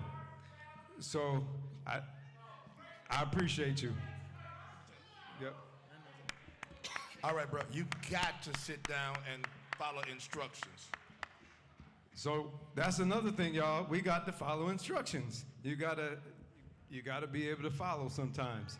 And so it's not that I disagree with the brother, because he's got a good point. The parents are important. The parents are the key piece, and the parents are who need to be here. But we also got to make sure that we do things the right way, y'all, and make sure we follow rules, orders, and directions. So back to our scheduled program. And Dr. Myers Small, this is an intersection of education and crime question, because now you have a role on the PAB. In your current role as Executive Director of the Police Accountability Board, you see the intersection between education and crime daily. How do you believe the failure of our education system directly feeds into Rochester's crime rates? And what reforms, both in schools and public policy, do you believe are necessary to break this cycle? So certainly the intersection between education and crime is really a pressing issue for us in Rochester. And I have to say, shifting from being the superintendent to overseeing the Police Accountability Board, I know some people are like, what is going on here? It is so fascinating to be in this role and to see how our community is impacted by alleged misconduct relative to police officers. So we know that a failing education system really only limits our ability to have our young people be successful. From the current role that I sit in, I see really daily, and I talk to individuals who are reporting, and I just have to tell you, just for the past 3 months, October, November, and December, these are individuals who reported alleged misconduct. Over 51% of those individuals were African American males. And I just need you to sit with that for just a minute. 51% were African American males. And so let me talk to you about how the relationship plays out. Certainly crime impacts the dropout rate, right? That there's a direct correlation if you look at what the research says and what the study says. Because when students disengage from school, that means they're not connecting, that means they are not building those relationships that they need. And many of our students in Rochester has what's called ACEs, adverse childhood experiences, right? So they have a parent one or more parent that is drug addicted, or that they see crime, or they commit crime. And so when you have students that are getting pulled off track, that can lead down a path of crime. Unaddressed trauma. We saw how that played out during COVID-19. Students were not in their schools, right? And so they were home, they were sequestered off, and we saw how that played out in the Rochester community. Mental health really suffered. Students really became very much so disengaged, and we had students that were not doing well. And I have to tell you that during that time, I don't think that I had a week or two that didn't go by that I did not get a phone call, and I was on speed dial with the chief of police, that a student had been killed. I can't tell you how many funerals that I attended personally as the superintendent, burying elementary students, middle school students, high school students, and even seeing footage when students were killed. I watched that information. It was very difficult. We have over-policing in schools, for sure. Over-policing in schools, it creates this paradigm, right, where it can criminalize minor infractions, right? Minor infractions turn into bigger infractions, and that is, again, where you can start to see that school-to-prison pipeline. So, and this disproportionately, as we know, affects students of color. So instead of addressing underlying issues, it really does exacerbate the school-to-prison pipeline. And then socioeconomic disparities. 100% of the Rochester City School District is free and reduced lunch. 100%. And so families are struggling often to meet basic needs, and they often lack the resources to support their children. So it perpetuates this cycle of disadvantage. So how do we counteract that? How do we make sure that, given the socioeconomic status, the crime, the poverty, et cetera, we need to expand career pathways, right? We need to show students that there is a way, and that help them to make those connections so that they can begin to build those skills, scaffold, and then even while they're in high school, they can begin to work part-time, do an internship, and then upon graduation, they are in that particular field. We have to increase mental health support, and I know there's been a big push and continues to be a big push, but the mental health supports have to be predominantly provided by individuals who look like our students, who have those experiences, right? So can you imagine a student coming in and saying, listen, you know, my ears are hot, I'm about to do blah, blah, blah, and the therapist had to say, well, what do you mean by you need to take your What do you mean you have to take your earrings off? What do you mean you're about to grease up? That would frustrate me, right? As an adult, my therapist is a woman who looks like me. So we need the mental health supports, but we need them to look like our children, and they need to be trained to understand the things that our young people are going through, right? And not to form judgments about them.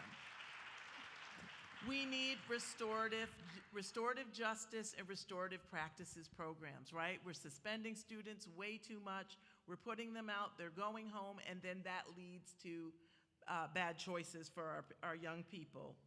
We have to invest in community-based programs, after-school programs for students where they can get involved in activities that not only interest them, but stretch and help to increase the dreams that they have.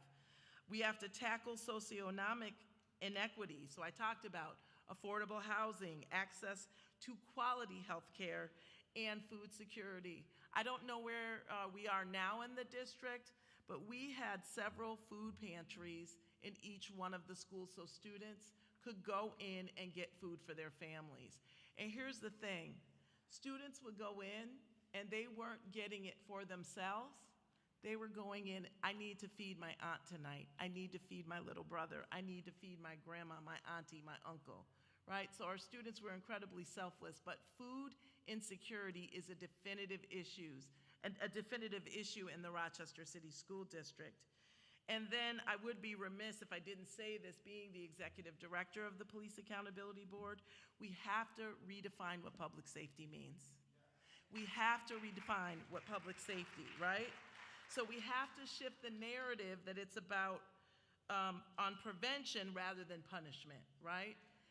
Prevention rather than punishment. So reducing the reliance of police in schools, reallocating resources toward community-based services, and support youth development. So just to recap, expand career pathways, increase mental health with individuals who look like and who are trained like our children, restorative practice programs that takes the shift away from being punitive, invest in community-based programs, tackle the socioeconomic issues that surround our students, and redefine public safety. Thank you. So for time, y'all, I got two last questions for the panelists. I'm gonna give them a time restriction of no more than 90 seconds because I wanna get to some community questions, and we'll spend, they just gave me a few of them, so I'm in a row, I'll just pull them in. I'll pull probably about 3 or 4 questions, and we'll get expedited answers too from the panel for whoever can take it. So, Reverend Johnson, so you've been deeply involved in supporting charter schools and their success.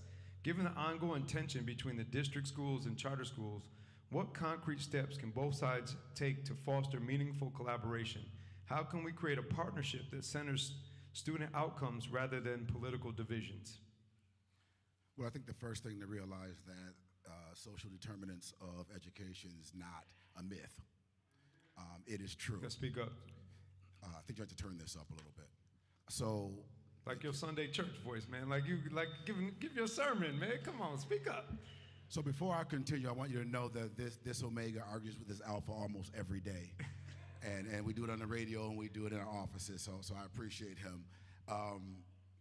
One thing that I think we agree on, and we don't agree on everything, but we do agree that we do have to say time out against fighting against each other.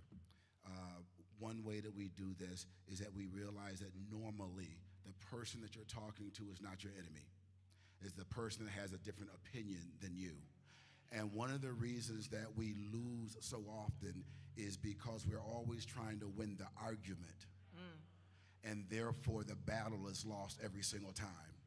So what you have to do is have conversations that might be dangerous. Adrian Hill, he knows how I feel. I know how he feels. We talk about this, and I honor him as our regent. He does some great work for us. I have conversations with the Board of Education. I was just there 2 weeks ago, and we're gonna do something amazing in just a couple of weeks together. I talked to our school board, trying to figure out there are ways that we can get past some of the narrative that there is a divide between all of us. It takes dangerous conversation, and let's sit down and I'll let you win this fight. I'll let you have that argument. We'll debunk the myth a little bit later, but can we agree that we have to save that little boy and that little girl. Can we right. put down election just for a second and talk about our babies? Can we not try to have a quote for the news and just talk about our children? That's right. It can be done. I'm telling you, I don't have many private conversations where individuals tell me I disagree on your feelings about educating our kids. It's when the public sphere comes into play. So let's just put them first. And I promise you, we'll find out, and I have a feeling that we're gonna do some great things in 2025 that's gonna move the needle for all of our kids. But let's put them first. Thank you. Final question for the panelists. Regent Hill. State level accountability measures often feel detached from the day-to-day realities and struggles of schools. What specific state-level accountability reforms do you believe could drive real change in Rochester? And how do we ensure these policies don't become just more bureaucratic hurdles? Without getting too deep in the weeds, back in October, the department, the Board of Regents, we passed ESSA reforms. For those of you who don't know, No Child Left Behind was replaced by Every Student Succeeds Act. These are all federal laws of accountability that come down to the states. The states put together policies that go to the local districts to tell them how to hold buildings and schools, teachers, principals accountable. So in October, the state of New York shifted in the way in which we practice that to go more so from a critical lens of districts and schools to a more supportive lens. And we're gonna be changing things like chronic absenteeism is gonna be going away. We're gonna have a growth perspective on how we view attendance. The old model would have if a kid missed more than 10% of the time, around 18 days a year, they were no longer counted. Districts would lose that funding. But now we're gonna go to a new way that we calculate attendance to try to save children so that if you were chronically absent and now you're present, that stuff matters. We're also gonna put for 3 to 8th, social studies and science is gonna start to be looked at again. It wasn't for a long time because it was just focused on literacy and numeracy, and now we know that it has to be a well-rounded student. On top of that, for y'all who don't know, we also passing grad measures for high school students. So there was 12 recommendations that came to the Board of Regents last year. Those 12 recommendations have been distilled down to just 4 transformations. 30 seconds. Among those, they talk all day now. Come on, 30 seconds, man. I'm sorry, brother. Like, come on, man. But those 4 transformations, just to let y'all know, is we're going to adopt the portrait of a graduate, which will say what New York expects of all of its students by the time they graduate. We're also going to change the way we track crediting for kids. So there's an old Carnegie model that just looks at time. Now we're looking at time on task, how long kids are actually in seat doing and learning, and we're gonna go to something called applied standards, not just what kids know, but what they can actually do. Then we're gonna be looking at moving passage of the Regents exams for graduation. So even though 30 more can take seconds? them, they don't have to pass them to graduate. There's a lot to that. I love to talk about that with you. And then last but not least, from 3 diplomas right now to just 1 single diploma to remove the stigmas that certain students face when they get a diploma that's not an advanced Regents diploma. That's beautiful, though. Thank you. That's right. Yeah. Good stuff. And thank you for your work on that. And the only reason I'm rushing because I'm trying to respect people's time. I know Brother Crump's got to get out of here as well. And I had a bunch of questions, but I pulled like 4, right? So my first question, it's open to the panel. Sorry for the feedback, y'all. What can legally be done to challenge teacher unions in the urban education system that suppress educational accountability and student outcomes? And so this is a rumor that I've heard, right? And just rumors that there's people who are in power in the unions and they will call somebody on the school board and they will say, hey, I need you to vote this way. That's true. And I need you to vote this way and line up your vote. And then if they don't, there's problems, right? So these are just little birdies and little rumors I've heard. But with that being said, how does that legally get addressed? How do we do something about that? So whoever wants to take this is probably a Ben Crump question, but. I'll answer briefly. I think the brother who stood up and talked about parents, the people have power. The people have power, and we need our leaders to interact with the people, like the region and so forth, like Reverend Johnson, and be able to say, y'all, these school unions, they're not trying to do our children good. Let's go challenge them. And then when the people start to lead and call them out, then we need some courageous leaders, lawyers, to be willing to file lawsuits, because nothing gets the community and the media's attention like a lawsuit. No, thank you. Hold up. And I just want to say one thing. I want to say one thing about that, right? Here's where I think standing could come in. If the state has certain expectations of districts and schools and teachers as cells of the system, there's both federal oversight and state oversight. If there's provisions in that collective bargaining agreement, like let me give y'all one that I'm sure y'all all think is okay, right? If a principal from a building asks a teacher for their lesson plan, do you know that teacher can tell that principal, I'm not giving you nothing? They don't have to. That's right. They're protected in the collective bargaining agreement. They don't have to give it to them. It is true though. It is true though. A principal just told me this a week ago. It is true. It is true. It is true. Let me ask you all this. Who all thinks that that's acceptable? So if there are provisions in these bargaining agreements that don't allow the system to meet the expectations of the state and the federal government, take it to court. If the teaching workforce doesn't look the composition of the students that is teaching, take it to court. If the fact that there's an extractive relationship through benefits, salaries, pensions from our city to our suburbs to build tax bases and fund schools, that they fight you when we want to have urban suburban programs, take it to court. When we say it's unacceptable, it's unacceptable. Thank you. So this was a question that says, what does RCSD mean when they lose money when a child goes to a charter? That's probably a good one for you, Reverend. So again, that's a conversation that makes you think that you believe that the money is yours and the money belongs to the child. And so if you think that your system loses money because a parent chose to go to another location for a school, that tells me you're fighting for a system and not for the children. Now understand this. When a child goes to a charter school, they get 60% of the money. But that school still has to pay for all of the education, including the building. They don't get free. So it's a fight to go and exist in a charter school. But this is what you don't do. Don't fall into the conversation, charters are just better than district schools. There are bad charter schools, there are bad district schools. There are good charter schools, there are good district schools. If you can agree that we want great education and every dollar really should follow the child, then you have something to talk about. So, how can a parent correctly lead their child if they haven't addressed their trauma effectively? I'll throw it over to one of you good people on this side. Remember, 60 seconds to answer it.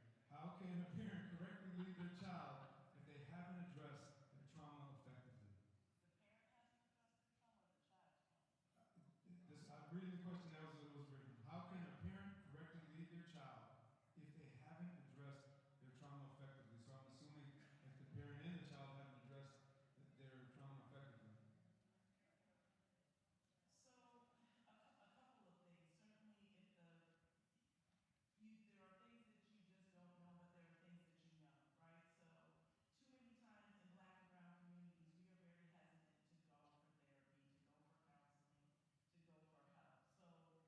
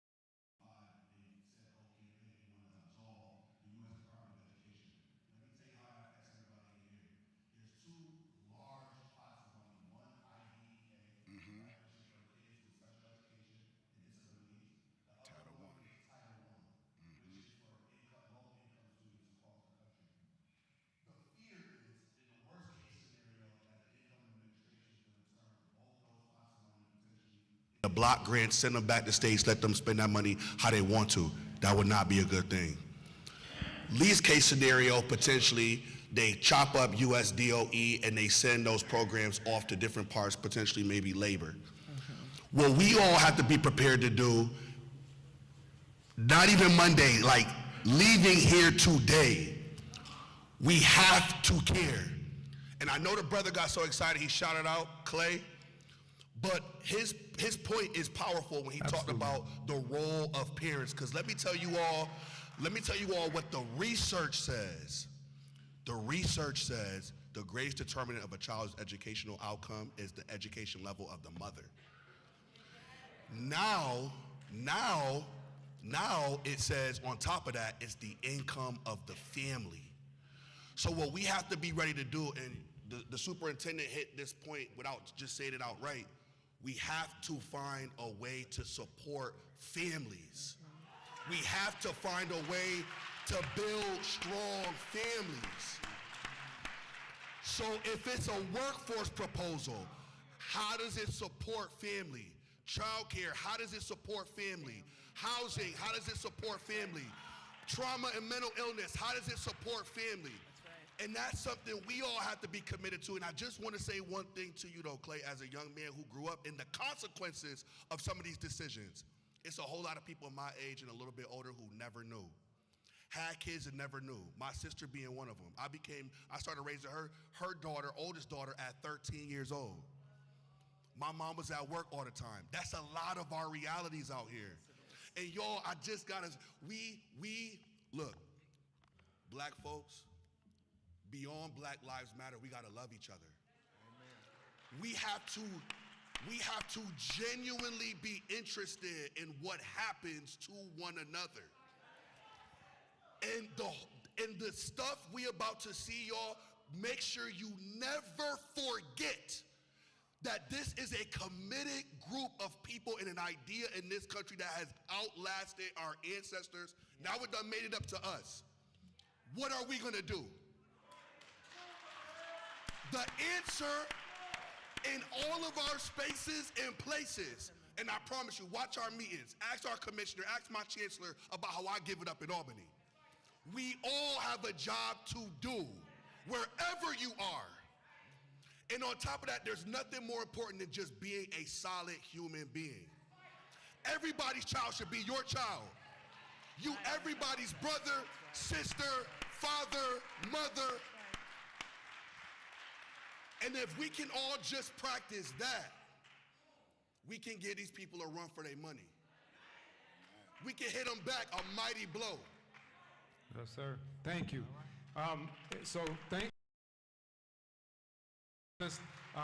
Your insight and wisdom, thank you guys. You guys got so much knowledge and information to share. Thank you for the community questions, but thank you for y'all for showing up, to starting the dialogue. This is only a start. This is not the ending. And so my big thing is, guess what? Brother Crump gonna catch a flight and get out of here. And when I say that, not because he doesn't care, but because he has cases to deal with. He has other things he has to deal with. The problem is, we need to deal with it here in this room, y'all. So we need to deal with it here. We need to make sure that we're continuing to push for supporting our community, supporting our education, not allowing things that are unjust to keep going on. I think it's a personal choice, and you need to stop allowing that. You have that power and opportunity, and also supporting others with that. I definitely want to thank Brother Crump for coming. I want to thank Mount Olivet for supporting. I want to thank WDKX for supporting. I also want to thank Radical Rashad and 105.5 The Beat for supporting. I ask you, when you leave, please, there's two things. If you're in the faith community at all, there's a table outside with Tracy Miller. We're looking for the faith in the different churches in the room to support schools, so adopt schools. So please see Tracy Miller outside if you're in the faith-based community. We want churches, y'all get away from just preaching on Sundays and make sure y'all get involved as well.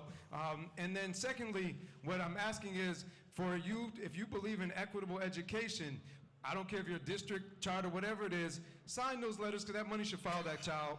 Please go out and fill those letters out. I can't thank y'all enough for coming and for supporting. Just Russell Simmons says, thank you, God bless you, good night. Y'all have a good one. Appreciate y'all.